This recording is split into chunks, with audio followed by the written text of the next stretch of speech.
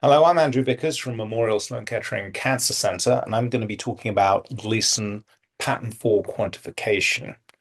So a little overview of what I'm going to talk about. I'm going to start with talking about a presentation I gave 6 years ago, where that research went and how it fed into this question, which is the second point about pattern 4 quantification, why that's superior to our current method of risk stratification, the Gleason score.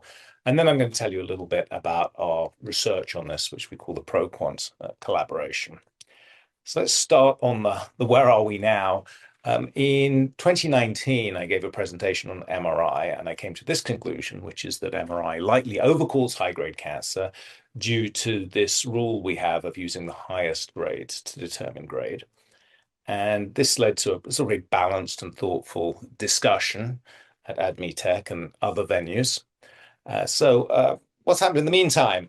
This is probably the best piece of research to investigate that question. It's led by Simone Scuderi from San Raffaele. It's a very large international collaboration, nearly 6,500 patients.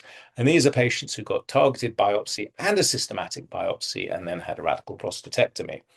And what you can see here is that at about half the time, grade group was concordant between the systematic and targeted.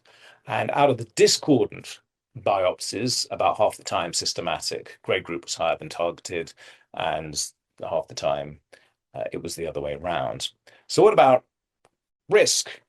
So I'm going to show you the results for advanced stage, but the results for biochemical recurrence were really very, very similar. And what you can see is that if grade group is discordant between systematic and targeted, risk is intermediate between the two.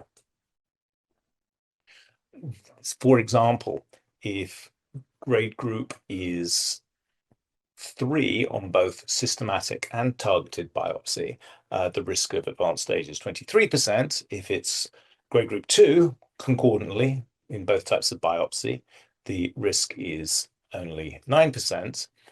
If it is discordant, it's 3 on targeted and 2 on systematic or vice versa, then risk is intermediate between the two. So let's go back to what I said, a couple of years ago, which was MRI overcalls high-grade cancer due to using the highest grade to determine the Gleason score. And I was both right and wrong. I was right in that MRI is overcalling. I was wrong in the fact that this goes both ways, that if you have a high systematic biopsy grade, but a low targeted biopsy grade group, then risk also goes down. Interesting to think through why that is biologically. So here is a schematic where blue is ordinary prostate tissue, benign tissue. Then you have pink is pattern 3 and red is pattern 4. And what you have here is a grade group 3, 4+3 tumor. And the ratios are exactly the same in these two examples, except the tumor is larger on the right. And what you can see is when you have a large tumor like this, anywhere you put the needles in, it's always going to be 4+3. Whereas for a smaller tumor, you might hit 4+3, it might be 3+3, or it might be just benign. So if you have discordant grades between different needles or different biopsy approaches, that suggests a smaller tumor. It also actually calls into question the way that we do Gleason scoring. Now, let's remember where Gleason scoring comes from. It comes from 1967, so nearly 60 years ago, and it was validated on 6-month survival, a small number of patients. So we're like making decisions about the length of ADT for a localized prostate cancer detected by PSA based on 6-month death rates in patients treated 60 years ago. It also sort of doesn't make sense on sort of biological grounds. Here's two real patients, actually, shown schematically. The patient on the left has 100-fold more cancer and 44-fold more aggressive disease than the patient on the right, and yet we call the patient on the right as having higher risk disease. The problem here is this use of ratios. And it's important to point out that this is pretty much unique in cancer. In other cancers, we don't look at ratios. What do? We look at size. So this is lung cancer. Is it greater or less than 3 or 4 centimeters? What about breast cancer? We use criteria such as 2 and 5 centimeters. Kidney cancer. Well, we should know this. That's 7 centimeters. Thyroid cancer, liver cancer, pancreatic cancer, melanoma, anal cancer, on and on and on. We always use size to risk stratify cancers. So the equivalent in prostate cancer to looking at tumor size will be to look at the amount of pattern 4, which is the aggressive type of prostate cancer. And there are various papers in the literature right now showing quite clearly that if you quantify the amount of pattern 4, you get better risk stratification than if you look at grade group. And this is probably this is definitely the most recent and probably the best paper. And this is from the University of Lille. And what they found is in patients with grade group 2 to 4, the discrimination for distant METs was roughly 0.7 for our grade group, what we currently use. It was 0.8 if you quantified the amount of pattern 4. And interestingly, that 0.8 was much higher than multivariable risk scores, which were in the low 70s.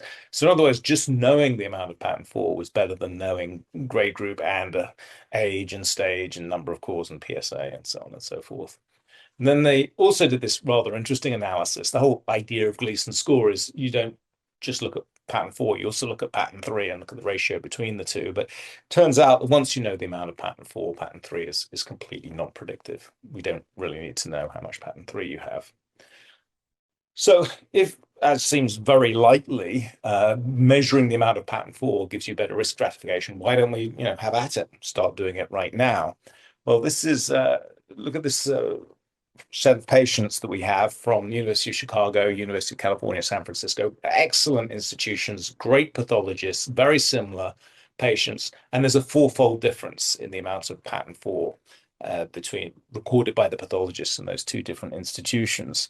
And this is work from the University of Bonn has actually looked into this. And they said, well, the reason why you get these big differences between pathologists is that they're following different algorithms. So some, shown at the top, will just look at the largest focus and measure that. Others, which is in the middle, will add up all the different foci.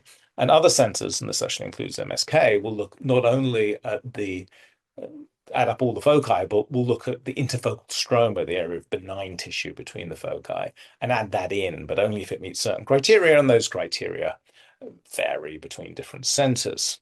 So we can't actually get pathologists to go and measure biopsy cores in hundreds of different ways and see which one's the best, but we can actually get machine learning to do it.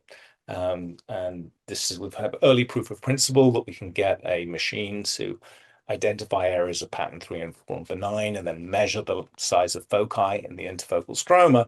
And our basic idea is that we can then use those measurements to come up with different ways of measuring the amounts of pattern 4 and compare and see which best predicts outcome. So in this particular case, we would use the interfocal stroma. So we've actually worked quite a lot on this. We thought the images that we would be feeding into the machine would all look like this, which is 2 levels, 1 core, all very nicely done. But as you're probably aware, often cores break. It's different to quantify the amount of pattern 4 when you have broken cores.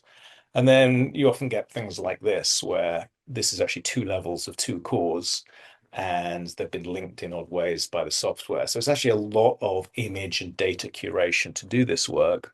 But we've established a collaboration to do it. We now have 32 collaborating sites, over 100 collaborators, includes AI experts, biostatisticians, pathologists, radiation oncologists, radiologists, and urologists. Every major prostate cancer treatment site, certainly every major country is represented. And there's really 4 steps in the collaboration. The first is what I've been going at in some length, is how do you quantify the amount of pattern 4 in a single core. The second step would be, well, how do you quantify pattern 4 if you have multiple cores put in the same target? Do you take the longest amount of pattern 4, or do you take the average, or what is it that you do? The third step would be to incorporate imaging information. So instead of looking at millimeters of pattern 4, we might look at cc's of pattern 4 when we take into account the the truss or the MRI information. And then the final step is we have to incorporate that into treatment guidelines. What we currently say is that, if you're grade group 2 and your PSA is this, that, the other, you get this treatment, or if it's Gleason 3 or your PSA is that, we get another treatment.